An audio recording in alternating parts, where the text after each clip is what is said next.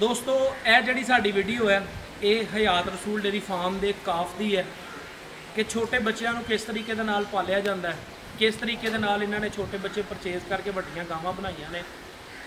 ਇਹ ਜਾਨਵਰਾਂ ਨੂੰ ਕੀ ਖੁਰਾਕ ਦਿੰਦੇ ਨੇ, ਕਿੰਨਾ ਟਾਈਮ ਦੁੱਧ ਪਿਲਾਉਂਦੇ ਨੇ ਤੇ ਕਿਸ ਐਵਰੇਜ ਦੇ ਨਾਲ ਦੁੱਧ ਪਿਲਾਉਂਦੇ ਨੇ, ਇਸ ਹਵਾਲੇ ਨਾਲ ਵੀਡੀਓ ਹੈ। ਸਾਡੇ ਕੋਲ ਫਾਰਮ ਦੀ ਕਾਮਯਾਬੀ ਉਦੋਂ ਹੁੰਦੀ ਹੈ ਜਦੋਂ ਸਾਡੀ ਨਰਸਰੀ ਮਜ਼ਬੂਤ ਹੋਵੇ।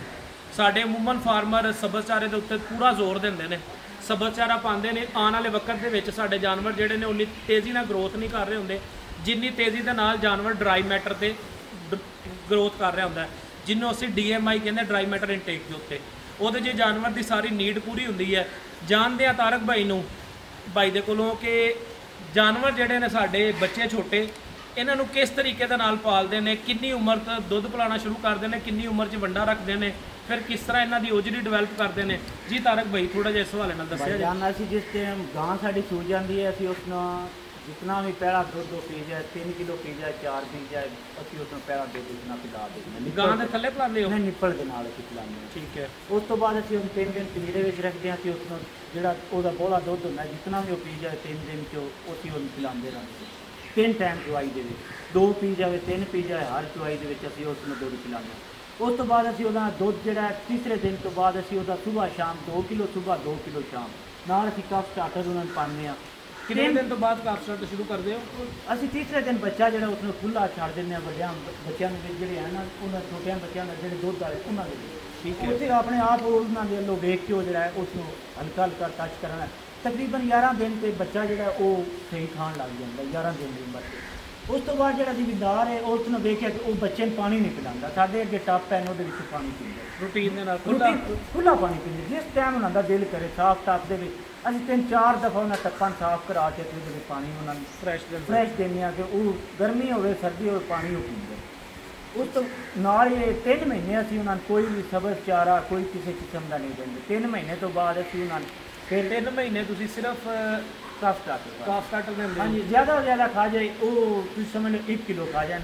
ਦਿਨ 'ਚ ਦੁੱਧ ਤੁਹਾਡਾ 3 ਮਹੀਨਿਆਂ ਤੱਕ ਰੂਟੀਨ ਇਹੀ ਰਹਿੰਦੀ ਹੈ ਜਾਂ ਵੱਧਦਾ ਘਟਦਾ ਦੁੱਧ ਤੁਹਾਡਾ? ਅਸੀਂ 3 ਮਹੀਨਿਆਂ ਵਿੱਚ ਅਸੀਂ ਉਹਨਾਂ ਨੂੰ 4 ਕਿਲੋ ਹੀ ਦੁੱਧ ਦਿੰਦੇ ਹਾਂ ਪੂਰੇ 3 ਮਹੀਨੇ ਪੂਰਾ 4 ਕਿਲੋ ਪਰ ਡੇ ਦੇ ਹਿਸਾਬ ਨਾਲ ਦੇ 2 ਕਿਲੋ ਸੁਬਹ ਸਟਾਰਟਰ ਦਿੰਦੇ। ਠੀਕ ਹੈ। ਨਾਲ ਪਾਣੀ 24 ਘੰਟੇ ਅਵੇਲੇਬਲ? ਪਾਣੀ 24 ਘੰਟੇ ਸਬਜ਼ ਚਾਰਾ ਨਹੀਂ ਮਿਲਦਾ? ਸਬਜ਼ ਚਾਰਾ। ਤੀਸਰੇ ਮਹੀਨੇ ਤੋਂ ਬਾਅਦ ਫਿਰ ਤੁਸੀਂ ਕੀ ਕਰਦੇ ਹੋ? ਅਸੀਂ ਉਹਨਾਂ ਨੂੰ ਫਿਰ ਸਾਈਲੇਜ ਖੁਸ਼ਕ ਲੂਸਨ ਯਾਨੀ ਕਿ ਲੂਸਨ ਦੀ ਕਟਾਈ ਕਰਕੇ ਬਾਹਰ ਹੀ ਰਖਵਾ ਦਿੱਤਾ ਸੁੱਕ ਗਿਆ। ਉਸ ਨੂੰ ਫਿਰ ਅੱਗੇ ਉਸ ਤੋਂ ਬਾਅਦ ਅਸੀਂ ਵੰਡਾ। ਠੀਕ ਹੈ।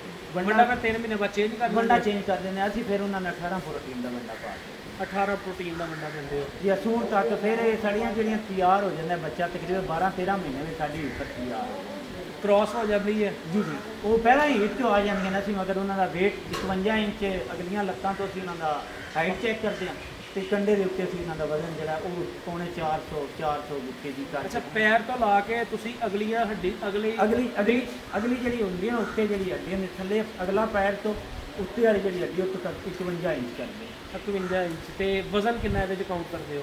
ਅਸੀਂ 350 ਤੋਂ ਉੱਤੇ ਜਿਹੜੀ ਜਰਸੀ ਉਹਦਾ 350, ਜਿਹੜੀ ਜਰਸੀ ਕਰਾਸ ਦੀ ਹੈ ਉਹਦਾ 350 ਤੇ ਅਸੀਂ ਬਾਕੀ ਜਿਹੜੀ ਸਾਡੀ HF ਹੈ ਉਸ ਦਾ ਵੀ ਕਰਦੇ ਹਾਂ ਆਪਣਾ ਪੌਣੇ 400।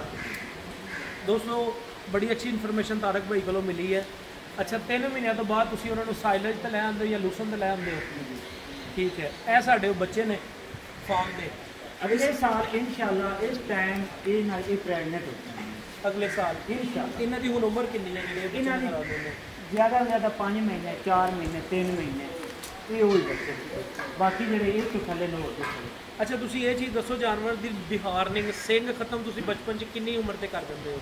ਅਸੀਂ 15 ਤੋਂ 20 ਦਿਨ ਤੇ ਕਰਦੇ ਹਾਂ। ਸਿੰਘ ਖਤਮ ਕਰ ਦਿੰਦੇ ਹੋ? ਜੀ ਜੀ। ਠੀਕ ਹੈ। ਇਹ ਟੈਕਿੰਗ ਤੁਸੀਂ ਆਪਣੇ ਫਾਰਮ ਦੀ ਲਾਈ ਹੈ? ਜੀ, ਆਪਣੇ ਫਾਰਮ ਦੀ। ਅੱਛਾ, ਤੁਸੀਂ ਆਪਣੇ ਫਾਰਮ ਤੇ ਸੈਕਸ ਸੀਮਨ ਦਾ ਜ਼ਿਆਦਾ ਯੂਜ਼ ਕਰ ਰਹੇ ਹੋ ਤਾਂ ਕਿ ਤੁਹਾਡੇ ਕੋਲ ਫੀਮੇਲ ਆਏ? ਜੀ ਜੀ। ਉਹ ਜ਼ਿਆਦਾ ਤੋਂ ਜ਼ਿਆਦਾ ਗਾਵਾਂ ਬਣਨ, ਬੱਚੇ ਆਣ, ਬੱਚੇ ਜਿਹੜੇ ਉਹ ਪ੍ਰੋਪਰ। ਜੀ, ABS ST ਜੈਨੇਟਿਕ ਔਰ ਦੂਸਰਾ ਉਹ ਵੀ ਟੈਕ ਅਸੀਂ 3। ਅੱਛਾ, ਮੈਂ ਇੱਕ ਚੀਜ਼ ਗੌਰ ਕੀਤੀ ਹੈ ਤੁਹਾਡੇ ਫਾਰਮ ਦੇ ਉੱਤੇ ਬਰੀਡਿੰਗ ਬੁੱਲ ਵੀ ਤੁਸੀਂ ਰੱਖਿਆ? ਜੀ ਜੀ। ਜਿਹੜਾ ਕਮ ਅਜ਼ ਕਮ ਮੇਰਾ ਅੰਦਾਜ਼ਾ ਜਿਹੜਾ ਉਹ ਤਕਰੀਬਨ ਕੋਈ 1300-1400 ਕਿਲੋ ਦੇ ਕਰੀਬ ਦਾ ਵੇਟ ਹੈ। ਜੀ ਜੀ। ਤੇ ਇਹ ਵੀ ਬੁੱਲ ਇੰਪੋਰਟਡ ਹੈ? ਜੀ, ਇੰਪੋਰਟਡ ਦੇ ਨਾਲ। ਇਹ ਤੋਂ ਗਾਵਾਂ ਕ੍ਰਾਸ ਨਹੀਂ ਕਰਾ ਰਹੇ ਤੁਸੀਂ? ਨਹੀਂ ਕਰਵਾ ਰਹੇ। ਇਨਸੈਮੀਨੇਸ਼ਨ ਹੀ ਕਰਵਾ ਰਹੇ ਹੋ? ਇਨਸੈਮੀਨੇਸ਼ਨ। ਸਾਡੇ ਕੋਲ ਅਗਰ ਕੋਈ ਗਾਂ ਨਾ ਠਾਰੇ ਉਹ 1-2 ਗਾਂ ਕ੍ਰਾਸ ਹੋਈਆਂ ਉਹਨਾਂ ਦੇ ਬੱਚੇ ਆਏ ਨੇ ਸਾਡੇ ਕੋਲ, ਉਹ ਅੱਗੇ ਤਿਆਰ ਨੇ ਵੀ ਹਿਫਰਨ ਹੋ ਗਈ ਸਾਡੇ ਕੋਲ ਆਈਆਂ ਦੋਵੇਂ ਹਿਫਰਨ। ਅਸੀਂ ਜ਼ਿਆਦਾ ਜਿਹੜਾ ਉਹ ਸੈਕਸ ਤੋਂ ਬਾਅਦ ਅਸੀਂ ਨਾਰਮਲ ਸਾਡਾ ਜ਼ਿਆਦਾ ਤੋਂ ਜ਼ਿਆਦਾ ਸਾਡਾ ਜ਼ੋਰ ਜਿਹੜਾ ਉਹ ਸੈਮੀਨੇਸ਼ਨ ਤੇ ਹੁੰਦਾ। ਇਨਸੈਮੀਨੇਸ਼ਨ ਤੇ ਇਹ ਬੁੱਲ ਫਿਰ ਤੁਸੀਂ ਕਿਸ ਵਜ੍ਹਾ ਤੋਂ ਰੱਖਿਆ ਹੈ? ਬਸ ਇਹ ਲਿਆਂਦਾ ਹੀ ਵੀ ਅਗਰ ਕੋਈ ਗਾਂ ਨਾ ਛਾਰੇ ਤੇ ਫਿਰ ਬੁੱਲ ਤੋਂ ਲੈ ਜਾਣੀ ਹੁੰਦੀ ਸੀ, ਮਤਲਬ ਬਹੁਤ ਘੱਟ। ਇਹਦਾ ਹੁਣ ਮਾਸ਼ਾਅੱਲਾ ਜਿੰਨਾ ਵਜ਼ਨ ਹੋ ਗਿਆ ਤੇ ਗਾਂ ਤੇ ਤਾਂ ਵਜ਼ਨ ਹੀ ਨਹੀਂ ਬਰਦਾਸ਼ਤ ਕਰਦੀ ਹੋਏਗੀ। ਅਸੀਂ ਇਸ ਤੋਂ ਕਰਾਸ ਹੀ ਕਿਉਂ ਨਹੀਂ ਕਰਵਾਉਂਦੇ ਹਾਂ। ਠੀਕ ਹੋ ਗਿਆ ਮਾਸ਼ਾਅੱਲਾ। ਬੁੱਲ ਵੀ ਦੇਖੋ ਕਿੰਨਾ ਖੂਬਸੂਰਤ ਹੈ ਫਾਰਮ ਦੇ ਅੰਦਰ, ਲੇਕਿਨ ਫਿਰ ਵੀ ਇੰਪੋਰਟਡ ਬੁੱਲ ਦੇ ਹੋਣ ਦੇ ਬਾਵਜੂਦ ਇਨਸੈਮੀਨੇਸ਼ਨ ਨੂੰ ਤਰਜੀਹ ਦਿੱਤੀ ਜਾ ਰਹੀ ਹੈ। ਉਹਦੀ ਵਜ੍ਹਾ ਇਹ ਹੈ ਕਿ ਸੀਮਨ ਪਾਕਿਸਤਾਨ ਦੇ ਅੰਦਰ ਨਹੀਂ, ਸੀਮਨ ਬਾਹਰੋਂ ਇੰਪੋਰਟ ਹੋ ਕੇ ਆਉਂਦੇ ਨੇ। ਜਿਹੜੀਆਂ ਗਾਵਾਂ 18,000 ਲੀਟਰ, 20,000 ਲੀਟਰ, 17,000 ਲੀਟਰ, 305 ਦਿਨ ਦਾ ਦੁੱਧ ਕਰ ਰਹੀਆਂ ਨੇ, ਉਹਨਾਂ ਗਾਵਾਂ ਦੇ ਜਿਹੜੇ ਬੁੱਲ ਨੇ, ਉਹਨਾਂ ਬੁੱਲਾਂ ਦਾ ਜਿਹੜਾ ਸੀਮਨ ਹੈ ਉਹ ਇੱਥੇ ਇਨਸੈਮੀਨੇਸ਼ਨ ਹੋ ਰਹੀ ਹੈ। ਰਿਕਾਰਡ ਇਹਦਾ ਵੀ ਅੱਛਾ ਹੋਏਗਾ, ਲੇਕਿਨ ਹਰ ਫਾਰਮਰ ਦੀ ਖੁਆਇਸ਼ ਹੁੰਦੀ ਹੈ ਕਿ ਮੇਰੇ ਕੋਲ ਜਿਹੜਾ ਦੁੱਧ ਦੇਣ ਵਾਲਾ ਜਾਨਵਰ ਹੈ ਪਿਛਲੇ ਬੱਚੇ ਨਾਲੋਂ ਅਗਲਾ ਬੱਚਾ ਜਿਹੜਾ ਹੈ ਨਾ ਉਹ ਬਿਹਤਰ ਦੁੱਧ ਦੇਵੇ। ਉਹਦੇ 'ਚ ਇਹਦੇ ਤੇ ਰਿਸਰਚ ਚੱਲ ਰਹੀ ਹੈ ਮਜ਼ੀਦ ਆਉਣ ਵਾਲੇ ਵਕਤ 'ਚ। ਹੁਣ ਮੈਂ ਪਰਸੋਂ ਇੱਕ ਵੀਡੀਓ ਦੇਖ ਰਿਹਾ ਸੀ ਗਿਰਲੈਂਡੋ ਦੀ। ਗਿਰਲੈਂਡੋ ਦਾ ਰਿਕਾਰਡ ਜਿਹੜਾ 123 ਲੀਟਰ 600 ਗ੍ਰਾਮ ਦਾ ਵੀ ਆਇਆ। ਇਸ ਤੋਂ ਕੁਝ ਦਿਨ ਪਹਿਲੇ ਮੈਂ ਗਾਂ ਦਾ ਦੁੱਧ ਦਾ ਰਿਕਾਰਡ ਦੇਖਿਆ 126 ਕਿਲੋ 600 ਗ੍ਰਾਮ। 3 ਮਣ 6 ਕਿਲੋ 300 ਗ੍ਰਾਮ ਦੁੱਧ 24 ਘੰਟਿਆਂ ਦੇ ਵਿੱਚ ਗਾਂ ਨੇ ਪੈਦਾ ਕੀਤਾ। ਸਾਡੇ ਮੁਲਕ ਦੇ ਅੰਦਰ, ਸਾਡਾ ਮੁਲਕ ਦੁਨੀਆ ਦਾ ਤੀਸਰਾ ਵੱਡਾ ਮੁਲਕ ਹੈ ਦੁੱਧ ਪੈਦਾ ਕਰਨ 'ਚ। ਪਹਿਲੇ ਨੰਬਰ ਤੇ ਅਮਰੀਕਾ ਆਂਦਾ ਹੈ, ਦੂਸਰੇ ਨੰਬਰ ਤੇ ਇੰਡੀਆ ਆਂਦਾ ਹੈ, ਤੀਸਰੇ ਨੰਬਰ ਤੇ ਪਾਕਿਸਤਾਨ ਆਂਦਾ ਹੈ। ਔਰ ਬਦਕਿਸਮਤੀ ਇਹ ਹੈ ਕਿ ਦੁੱਧ ਸਾਡੇ ਦੁੱਧ ਦੀ ਜਿਹੜੀ ਐਵਰੇਜ ਹੈ ਇੱਕ ਜਾਨਵਰ ਦੇ ਹਿੱਸੇ 'ਚ 24 ਘੰਟਿਆਂ ਦੇ ਅੰਦਰ 2.400 ml 2 ਕਿਲੋ 400 ਗ੍ਰਾਮ ਦੁੱਧ ਸਾਡਾ ਇੱਕ ਜਾਨਵਰ ਦੇ ਹਿੱਸੇ 'ਚ ਆ ਰਿਹਾ। ਇਹਦੇ 'ਚ 70 ਲੀਟਰ ਵਾਲੀ ਵੀ ਗਾਂ ਮੌਜੂਦ ਹੈ ਪਾਕਿਸਤਾਨ ਦੇ ਅੰਦਰ, 30 ਲੀਟਰ ਵਾਲੀ ਵੀ ਮੌਜੂਦ ਹੈ ਤੇ 2 ਕਿਲੋ ਵਾਲੀ ਵੀ ਮੌਜੂਦ ਹੈ। ਅਗਰ ਅਸੀਂ ਆਪਣੇ ਫਾਰਮ ਦੇ ਉੱਤੇ ਆਪਣੀ ਬਰੀਡ, ਜਿਹੜੇ ਸਾਡੇ ਕਾਫ ਛੋਟੇ ਨੇ, ਇਹਨਾਂ ਤੇ ਮਿਹਨਤ ਕਰਾਂਗੇ, ਇਹਨਾਂ ਤੋਂ ਜਿਹੜਾ ਬੱਚਾ, ਇਹਨਾਂ ਤੇ ਮਿਹਨਤ ਕਰਕੇ ਆਵਾਂਗੇ, ਇਹਨਾਂ ਤੋਂ ਅੱਗੇ ਜਿਹੜੇ ਬੱਚੇ ਹੋਣਗੇ ਹੋਰ ਪਿਓਰਟੀ ਵਾਲੇ ਪਾਸੇ ਜਾਣਗੇ ਔਰ ਉਹਨਾਂ ਦਾ ਰਿਜ਼ਲਟ ਸਾਡੇ ਕੋਲੋਂ ਹੋਰ ਕਮਾਲ ਦਾ ਬਣੇਗਾ। ਅਗਰ ਤੁਸੀਂ ਕਮਾਲ ਦਾ ਰਿਜ਼ਲਟ ਲੈਣਾ ਚਾਹੁੰਦੇ ਹੋ ਤਾਂ ਕਮਾਲ ਦੀ ਬਰੀਡ ਤੇ ਕੰਮ ਕਰੋ। ਕਮਾਲ ਕੋਈ ਕੰਪਨੀ ਨਹੀਂ ਹੈ, ਕਮਾਲ ਤੋਂ ਮੁਰਾਦ ਹੈ ਕਿ ਅੱਛੇ ਸੀਮਨ ਤੇ ਕੰਮ ਕਰੋ ਜੀ। ਤੇ ਤੁਹਾਡੇ ਕੋਲ ਫਾਰਮ ਸਾਰਾ ਇੱਕ ਦਫਾ ਦਿਖਾ ਦਿਓ ਬੱਚੇ। ਇਹ ਇਸ ਫਾਰਮ ਦੀ ਨਰਸਰੀ ਹੈ ਜੀ। ਨੈਕਸਟ ਇਹ ਸਾਰੀਆਂ ਇੰਪੋਰਟਡ ਨੇ, ਇੰਪੋਰਟਡ ਗਾਵਾਂ ਨੇ, ਇੰਪੋਰਟਡ ਹੀ ਬੱਚੇ ਨੇ ਇਹਨਾਂ ਦੇ। ਤੇ ਇਹਨਾਂ ਜਾਨਵਰਾਂ ਨੂੰ 24 ਘੰਟੇ ਪਾਣੀ ਅਵੇਲੇਬਲ ਹੁੰਦਾ ਹੈ, 24 ਘੰਟੇ ਖੁਰਾਕ ਅਵੇਲੇਬਲ ਹੈ। ਦੇਖੋ ਤੁਸੀਂ ਸਾਰੇ ਜਾਨਵਰ ਖਾ ਰਹੇ ਨੇ ਖੁਰਾਕ ਇਸ ਟਾਈਮ। ਜਾਨਵਰ ਨੂੰ ਜਿਹੜੇ ਟਾਈਮ ਜਿਹੜੀ ਜ਼ਰੂਰਤ ਹੈ, ਇਹਨਾਂ ਗਾਵਾਂ ਤੇ ਮੇਰੇ ਬੱਚਿਆਂ ਦੇ ਉੱਤੇ ਸ਼ਾਵਰ ਕੋਈ ਨਹੀਂ ਚੱਲ ਰਿਹਾ ਇਸ ਟਾਈਮ। ਬੱਚੇ ਸਕੂਲ ਦੇ ਵਿੱਚ ਖੜੇ ਨੇ, ਲੇਕਿਨ ਇਹਨਾਂ ਨੂੰ ਸਫਾਈ ਵਾਸਤੇ ਜਿਹੜਾ ਨਾ ਪਾਣੀ ਚੱਲ ਰਿਹਾ ਨੀਚੇ, ਫਾਰਮ ਦੀ ਸਫਾਈ ਦਾ ਰੱਖਣਾ ਵੀ ਬੜਾ ਜ਼ਰੂਰੀ ਹੈ ਸਾਡੇ ਵਾਸਤੇ। ਅਗਰ ਸਾਫ਼ ਸੁਥਰਾ ਸਾਡੇ ਕੋਲ ਸ਼ੈੱਡ ਹੋਏਗਾ, ਵੈਸੇ ਵੀ ਸਾਡਾ ਅੱਧੇ ਈਮਾਨ ਦਾ ਹਿੱਸਾ ਜਿਹੜਾ ਨਾ ਉਹ ਸਫਾਈ ਹੈ। ਅਗਰ ਅਸੀਂ ਸਫਾਈ ਵੀ ਅੱਛੀ ਰੱਖੀਏ, ਬਰੀਡ ਵੀ ਅੱਛੀ ਰੱਖੀਏ, ਮਾਹੌਲ ਵੀ ਅੱਛਾ ਦਈਏ, ਖੁਰਾਕ ਵੀ ਅੱਛੀ ਦਈਏ, ਤੇ ਹੋ ਨਹੀਂ ਸਕਦਾ ਕਿ ਤੁਸੀਂ ਜਾਨਵਰ ਦੇ ਕੋਲੋਂ ਪ੍ਰੋਫਿਟ ਨਾ ਲਓ। ਅਗਰ ਪ੍ਰੋਫਿਟ ਲੈਣਾ ਇਹਨਾਂ ਚੀਜ਼ਾਂ ਤੇ ਕੰਮ ਕਰੋ ਔਰ ਲੋਕਾਂ ਦੇ ਨਾਲ ਸ਼ੇਅਰ ਕਰਦੇ ਰਹੋ। ਮੇਰੀ ਵੀਡੀਓ ਪਸੰਦ ਆਏ ਤਾਂ ਦੋਸਤਾਂ ਦੇ ਨਾਲ ਸ਼ੇਅਰ ਕਰਿਆ ਜੇ। ਅੱਲਾ।